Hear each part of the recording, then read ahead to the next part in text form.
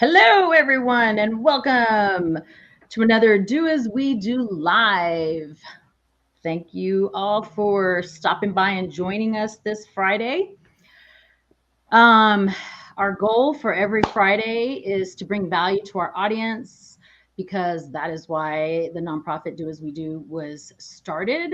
We were started to get people talking about it's about what your plan is if something happens to you and you don't die but you live and you can't care for yourself anymore.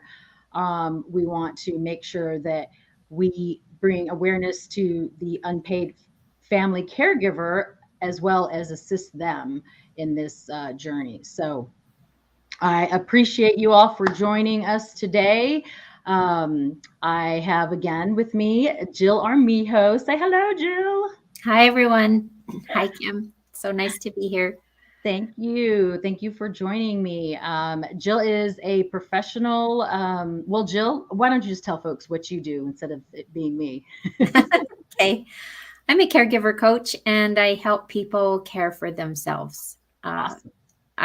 Not to trigger anybody, but of course, many caregivers, more so than the rest of the population, crash and burn before their loved ones Yes. because caregivers are so giving and so loving that they put their own needs on the back burner too Yep. much. And so I coach caregivers in mostly emotional self care, the kind of Okay. self care that helps you to not feel guilty when you practice Self other self care. care like bubble baths. And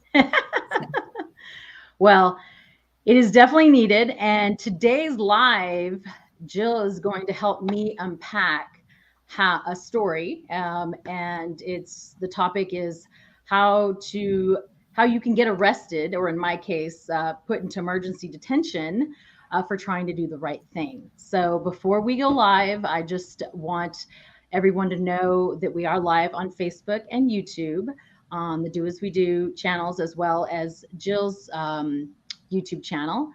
So please, if you have a question or you have a scenario, anything, leave it in the comments. Let us know. If you watch us on the replay, make sure you put hashtag replay and where you watched us from. If you find the information valuable, please share it with someone. We definitely want to spread the word of taking care of a loved one and what happens to those family caregivers that become caregivers unexpectedly. So leave your questions, comments, all those for us because we will be happy to answer anything. We want to hear your story as well. So without further ado, let's jump into this. So Jill can help me unpack the worst day of my life. we all get to have those, don't we? Yes, it was a super really bad day. So, back in March of, I guess that was 2020, whenever the lockdown hit, right? I had traveled I had been since 2020, before 2020, I was going to El Paso every single month and, spending a week there, making sure that my mom was taken care of, that her caregiver was doing what she was supposed to do, that her bills were paid, everything. So when in March of 2020, when the lockdown hit and we couldn't travel, I was unable to get there for a good 2.5 months, maybe three. And in the meanwhile, my mom had gotten a blood clot because her back had been hurting, and so she went from being super active because would play tennis 3 days a week to no activity, which the doctor says is even worse than somebody who does nothing all the time, right? Like if they go from super active to no activity. So she has this blood clot. She's complaining of this pain in her back, and her ex-husband, my stepdad, I don't know what to call him, wanted her to get back surgery because they knew it was something to do with her spine, vertebrae. So they kept talking about the different vertebrae. She had gone and got checked out. And so they said, here are your options. And surgery was absolutely what he wanted her to do because of her back pain. And she would say yes in one moment, but then to me, she would say no because she was absolutely scared of having back surgery because of what happened with my grandfather. So she didn't want this back surgery. I was on the phone, getting all this information from the caregiver, from my stepdad, from the doctors. And I just needed to go and visit with the doctor to get all the information because they wouldn't really talk to me over the phone, right? So traveling to El Paso after not being on a plane for 3 months, I definitely put myself in a situation where I was very hyped up about handling the situation, getting to El Paso, and I'm going to go talk to the doctors, and then I'm going to have an all out hardcore come to Jesus discussion with my stepdad about the surgery. Well, little did I know that because I had been not taking care of myself by not getting the proper amount of sleep, I think I'd only had 2 to 3 hours of sleep leading up to that trip because I was so anxious about it. As well, I had not been drinking any water and had eaten very, very little, that I got so overwhelmed that after visiting with the doctors, waiting to, take all my notes and put them into a speech to my stepdad, that I just one morning went off the rails. I couldn't explain why I was profusely crying, why I was extremely upset. And all my best friend and my sister-in-law could do was just try their best to pull whatever information they could get out of me. I was definitely freaking my mom out because I was in this emotional, crying angry state. And they didn't know what was wrong. Well, somebody within my mom's cul-de-sac had called the police because they had heard or seen me walking around with a stick or something. I was just trying to get out the energy. It was in the morning, but it didn't look like that. I guess I looked kind of like a crazy lady because I hadn't showered, I hadn't really slept, and I was just walking around the cul-de-sac, just trying to get my thoughts together, what I thought I would be able to do. But I couldn't articulate what was wrong. All I was doing was crying and then going from crying to angry. So needless to say, the cops show up. And this is on a pretty warm afternoon in, I believe it was June by the time I got to El Paso. And they were asking me, these 2 female cops showed up. They actually sent another patrol car. I don't know why, but I was in such a heightened state that I did not want anyone to come real close to me, right? And they just kept asking me, what's the matter? And I was hyperventilating by this time. And at one point, I felt like I'd heard one of the officers, the male officer, say something underneath his breath to me. And so as I was drinking this water that one officer had handed me in my mom's garage, I threw the water in the officer's face because I felt like he said something inappropriate. I couldn't tell you what it was to this day. Like I probably was just hearing things because at this point, I'm pretty sure I was delusional. But so hence I get pinned to the ground, and they nicely put some of those plastic cuffs on my wrists. And instead of taking me to jail, they admitted me to the hospital and put me on emergency detention. So I would not go to jail, which I didn't even know what emergency detention meant, right? Like I was like, wow. So because I am over the age of 18, I'm 47. When they admitted me into the hospital, nobody, like the phone number of my sister-in-law, the phone number of my best friend, nothing got transferred from the police paperwork to the hospital. So for 2 days, I was lost. They were calling to find out where I was at, but I was no longer in the emergency room. I was now admitted into the psychiatric ward.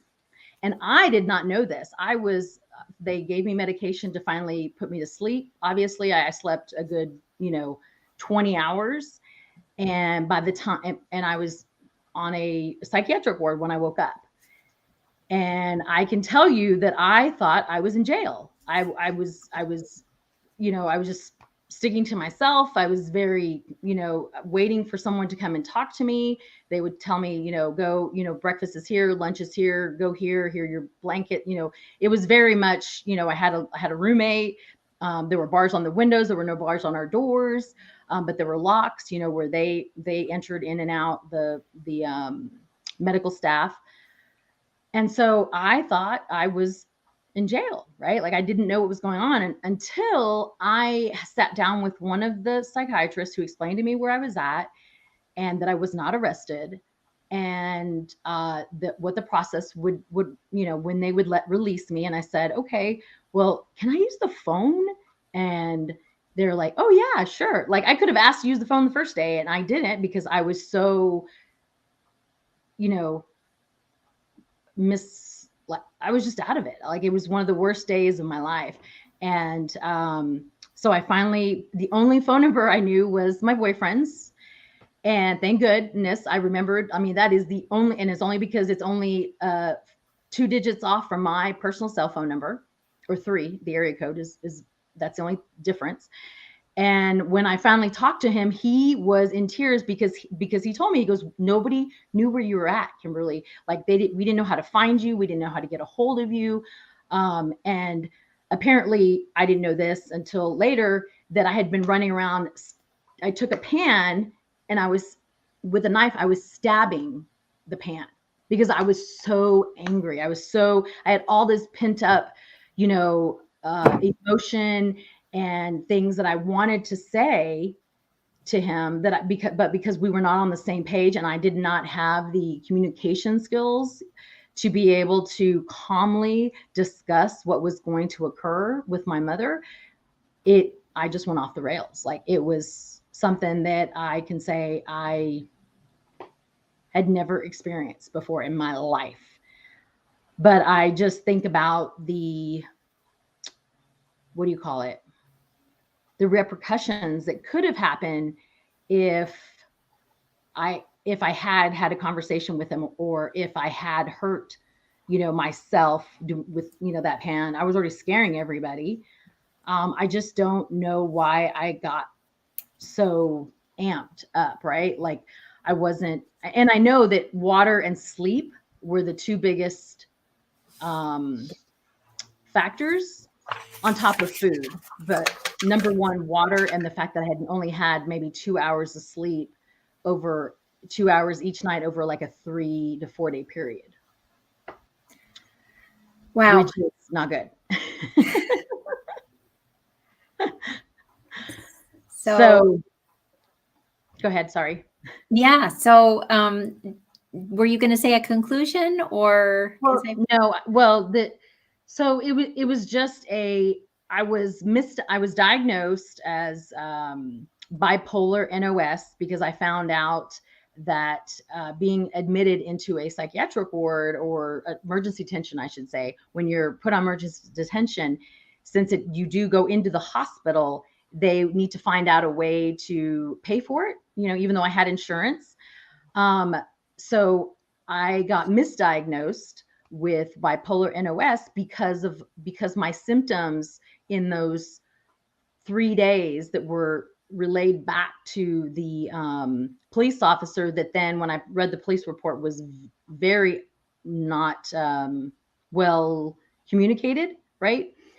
To where they took that and then gave it to the hospital. And then from whatever the hospital could gather and what I told them, that's where they got my diagnosis. So they could therefore, I was told later, pay for that emergency detention, which is something that is very disheartening, because I feel that the worst of the worst could have possibly happened, where I could have been put into prison, and and there would have been I'm sure there have been a lot of family caregivers that have reached that pinnacle and something bad happened, and they didn't get themselves out of it. But the conclusion is, have some, one, take time to have these discussions with your family, your loved one, maybe, before they are diagnosed with something. Um, and being able to understand that if you're over the age of 18, you are on your own when you're going into the care of a hospital, right? Or even if I did go to jail. So All right. I would love to unpack this with you, Kimberly. And you've gotten some good support from some viewers too. This is an important topic. Christina said, and then Leah says, "I love you and thank you for sharing." thanks y'all. A pretty vulnerable discussion here, huh? Yeah. Yeah. So, and I agree. Thank you so much for sharing your story. And I think many caregivers could totally relate to your story. Maybe not because they got thrown into emergency detention, but because they felt so strongly about doing the right thing for their loved one, and somebody else felt so strongly about doing what they thought was the right thing for their loved one too. And like you said, if it's not in the plan, then these things will happen.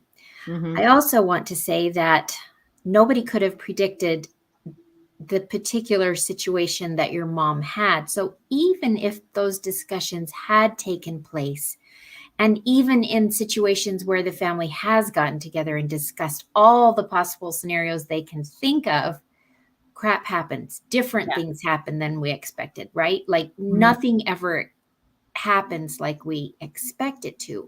Yeah. And so I just jotted down a couple of things. I think the thing that was your trigger, more than lack of sleep or lack of water or anything, because those are kind of some physical things. And of course, I focus on the emotional things. I think the thing that was your trigger was your anticipation of this hardcore discussion that you were going to have with your mom's ex-boyfriend. Ex-husband.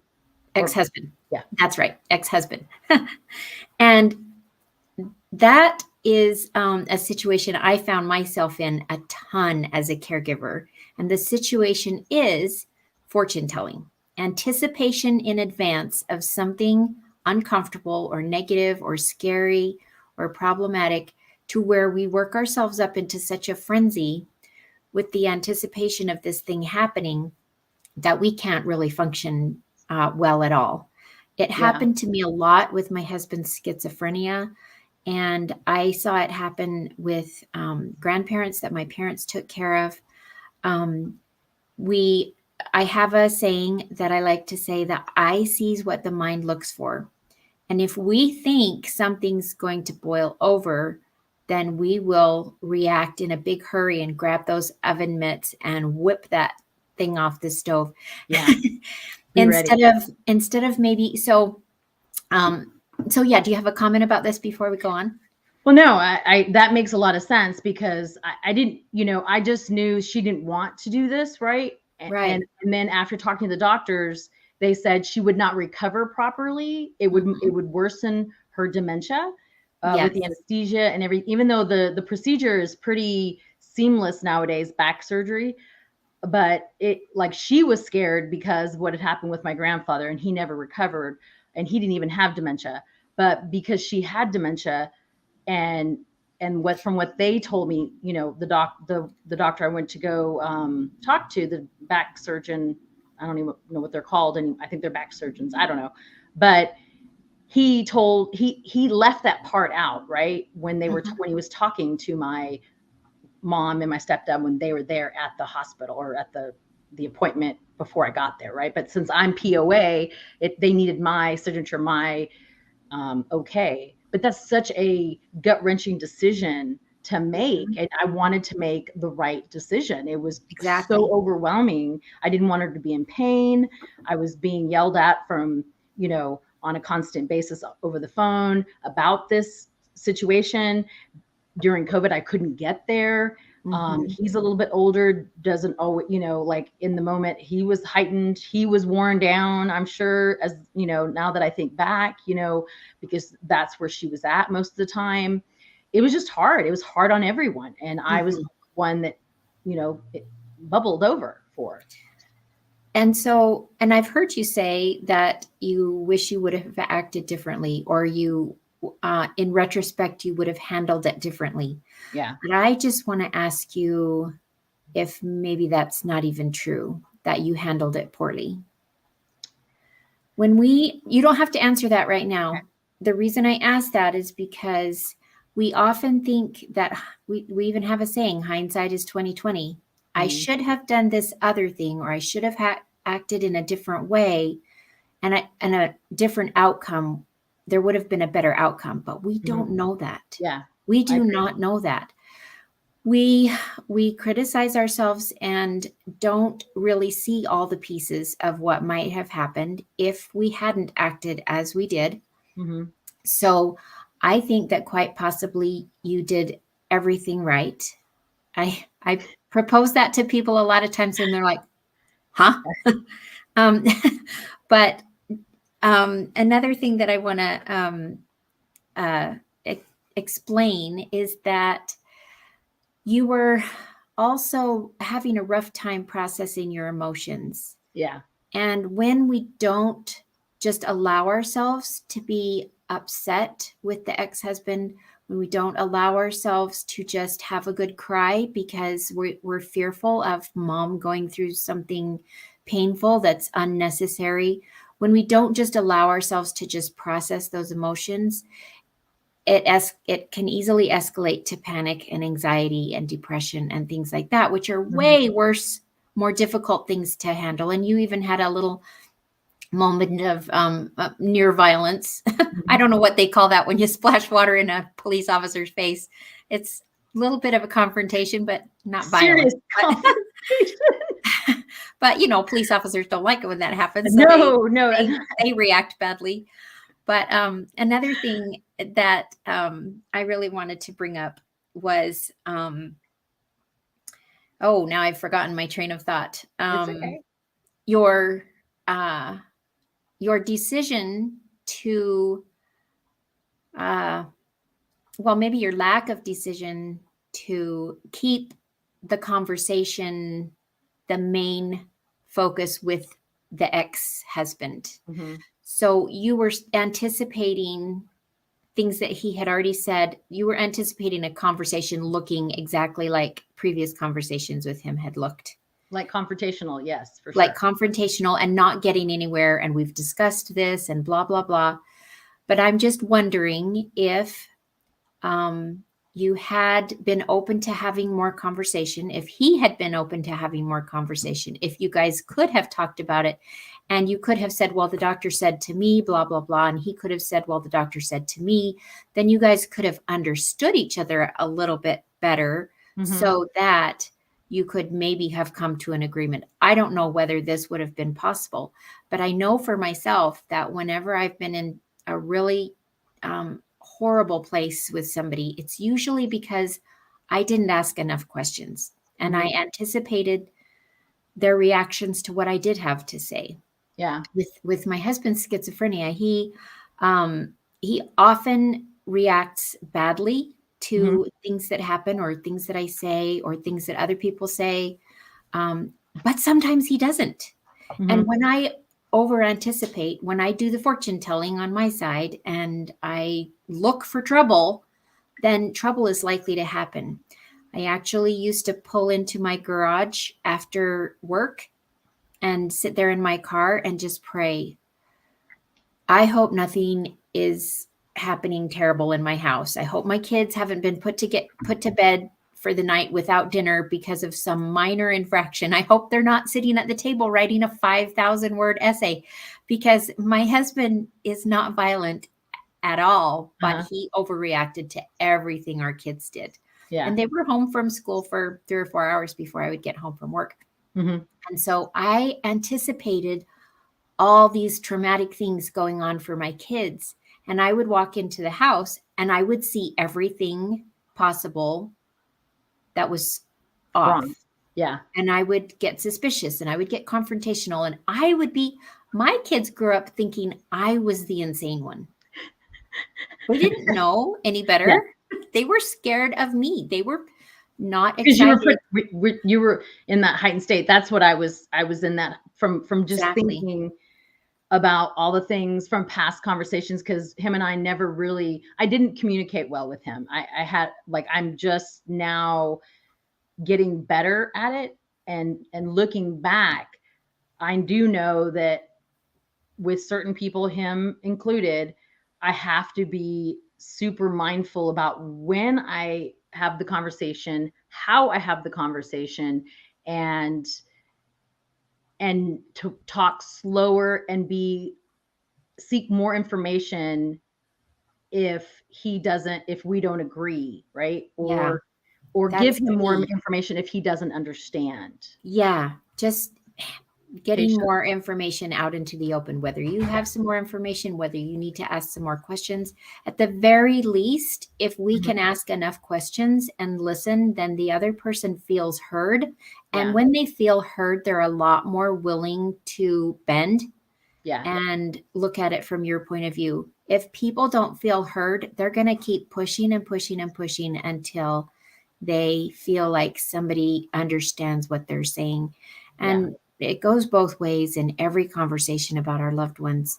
And just really important to be curious instead of blaming Mhm. ourselves or the other guy. Yeah. And I hope that you, Kimberly, will look back on this in your future without blaming yourself Yeah. or him, or without criticizing yourself, without thinking you should have done something differently. Did Yeah. your mom end up getting the surgery?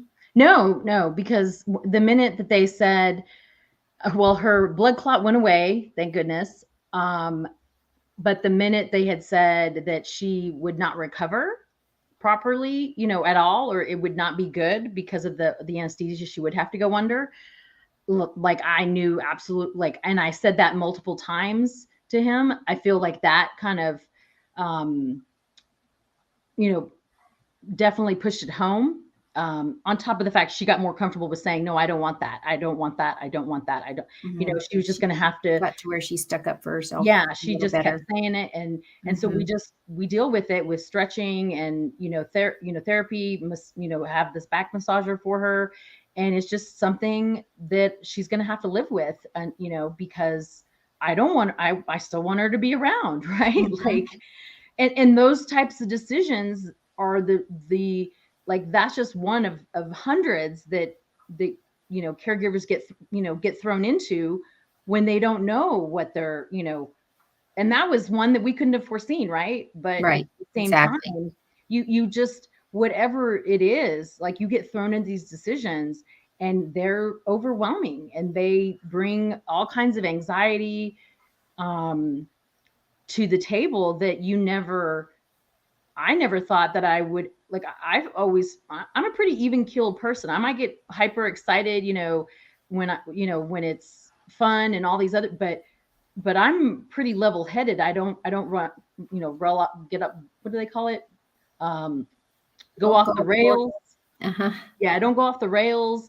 Um, I just, it was not me. Like, it was an out of body experience for sure. And and That here's another thought that I have about that, Kimberly.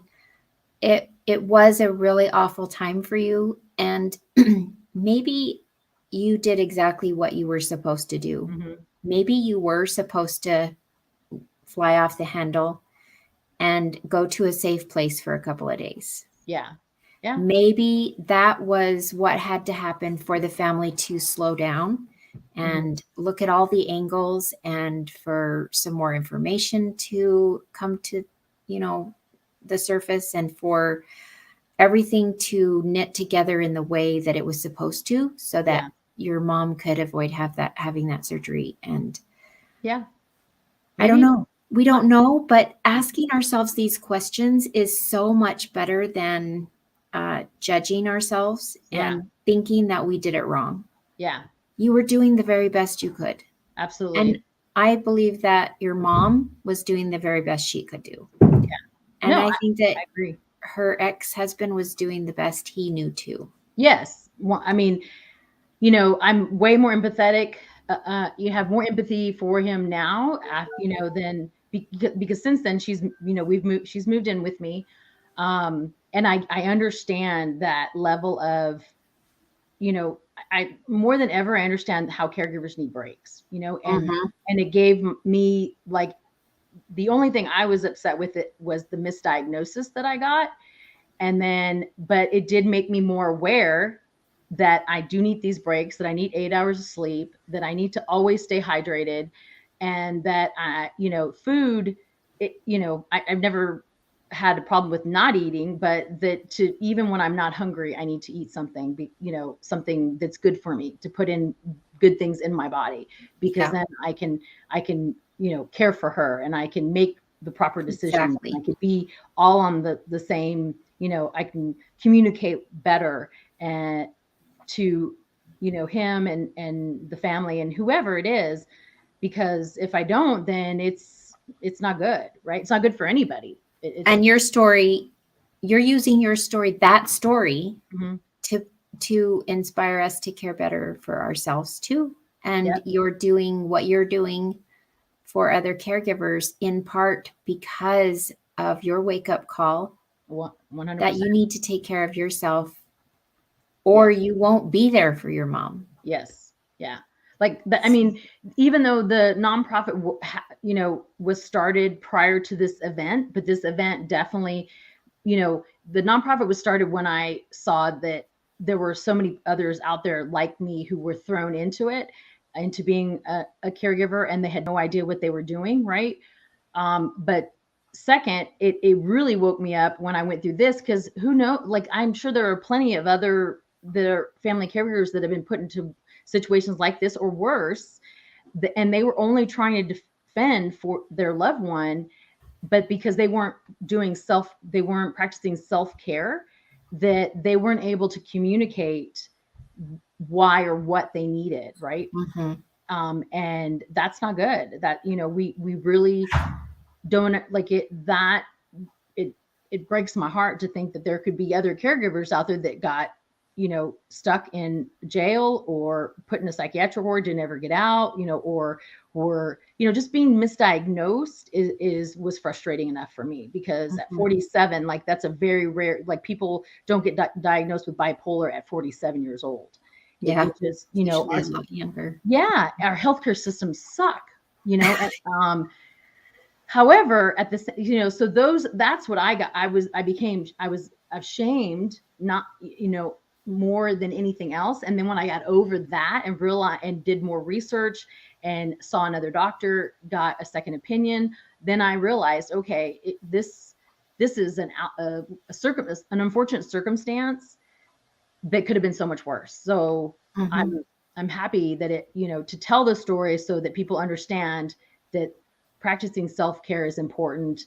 Having that conversation ahead of time, even I've been telling people, even if your children, however mature they, like, I don't care what age they are, it's about how mature they are. Start having the conversation little by little with them, because it's super important. That if you are unable to care for yourself and you live another 10 years, what do you want done? What is your plan? Yeah. Because we were in the throes of it, and COVID only made it worse. And that reminds me of one other thing I wanted to just share. And that's that a lot of caregivers do feel like they've been thrown into something, that they're trapped, that they're isolated, that they have um, no choices. And I just want to say to all you caregivers out there, you are doing this because you are amazing, not because you have to. You could totally walk away. Yeah. You don't think you can walk away because you choose not to. Yeah. That says something about you. It doesn't say that you're weak. It says that you are the one that's willing to do it. Yeah. Yeah. And if we change our even language about the fact that we have chosen to do this and we Mhm. aren't thrown into things and we aren't trapped and we aren't stuck, we are heroes for our loved ones. If we can use that kind of language, it gives us a sense of power and a sense of empowerment that we aren't at anybody's mercy. We could totally walk away from this. Yeah. We choose not to. I've known a lot of would-be caregivers that have walked away from their marriage, from, a loved one, from a child. Yeah. I know people who walked away from their children. I know children whose parents walked away from taking care of them. We hear about it all the time. Caregivers are caregivers by choice because they're incredible people, not because they're weak or they are stuck. That whole conversation about walking away definitely is a topic we should talk about, because I'm fathom at people that walk away. Like I know that there will come a day that I cannot care for her in my home because it's dangerous for her and me. And when that day comes, it will break my heart, but I'll know I did the best to have her put in a safe place. But I don't understand people that walk away from caring for someone. It's just, yeah. So another topic for another day. Yeah. And when you do need help with your mom and she needs to be in a safe place, you'll still be her caregiver. Yeah. You won't have walked away from her. I know. So, yeah. And we'll talk about that one. It's definitely something that I know that there's that's a highly wildly opinionated topic, right? It is. And I know that I have to get to the place where I won't judge myself, so therefore I should not judge others. I just have I guess a sore spot because of certain situations in our family that I don't get. But that's neither here nor there. But I appreciate your kind words. It definitely makes me think and understand better how this whole journey has been and is still going. And, like there's so many more happy days, right, that have occurred since I've moved her in with me. And I'm still figuring it all out, but it's in a good way, right? And we're all still figuring it out every day. Yeah. Just when we think we have it figured out, then there's a whole nother day. Yeah. What the heck? But it is. Thank you, Christina. It is an important topic. I forgot to throw these up earlier. Thank you, Leah, for joining us. We appreciate you. Thank you all so much. Diana, thank you for stopping by and saying hello, everyone. And Amanda, love you too. Love you all. The DoAsWeDo followers definitely know how passionate I am about beating the caregiver drum, for others more so than any, and using my story to be able to help facilitate and make people feel comfortable in sharing theirs, for sure. So thank you again, Jill. I appreciate you. How can people connect with you if they would like to learn more about maybe possibly you helping them unpack some stuff? Yeah. And just so you know, I cleared a desk one day and then I ran. I cleared a couple of computers and monitors. Bam. I'm sure I broke them all. There was a lot of shattering noises and things in my fury over somebody treating my loved one different than I think they should have. I thought they should have. I don't know what would have happened if they had caught me, but the people that were in the office that I did that in didn't run after me. Nobody chased me. And I saw police cars there later after I had run away. And I guess nobody wanted to press charges. I don't know.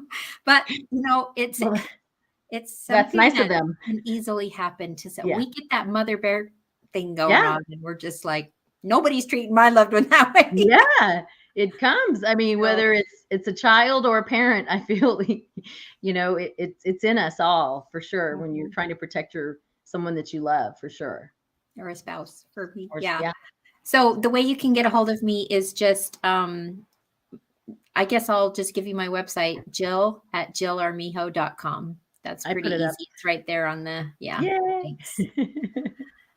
So, or Yeah. you can join my Facebook group. We have amazing people in our Facebook group. So Yes, we do. supportive and so loving. I've only had to get after 2 people Ah, all of last year. that's Out of awesome. 1,300 people, I've only had to get after 2 of them and say, that's not okay in my group. Aw, So well, we have a fabulous group. well, that's you do. I do appreciate you and your group, because the more support that's out there for family caregivers, the better. We're, Yeah. every single day since 2011, 10,000 people are turning 65 every single day. So Yeah. there Lots of is, caregivers. yeah, there's like people just don't realize how many unpaid family caregivers there are out there. So 1 out of 8 adults wow. is a family caregiver. Mhm. And 25% of them are probably females and millennials because it falls on mainly females when it comes down to it. And that's what one of the stats that I read a while back, that 25%. I recently read a few different stats that said 40% are males, but we don't know about them as much because they're way less likely to reach out to other people. They're way less likely to join support groups and Facebook groups and wow. post on Twitter and all the things. Like they just kind of try to suck it up and be brave. But they have feelings too, and they need Yeah. support every bit as much as us females. Yeah. So Everybody, it doesn't matter if it's a male or female, you definitely need support for sure. and we have some awesome males in our group that aren't afraid to share, and I'm so proud of them. That's awesome. Well, maybe we'll get a couple of those on DoAsWeDo talking about their situations because it's important, right? So until next Friday, everyone, We love you. We appreciate you so much. Have a good one. Take care, Thanks, everyone. Kimberly. Bye. See ya.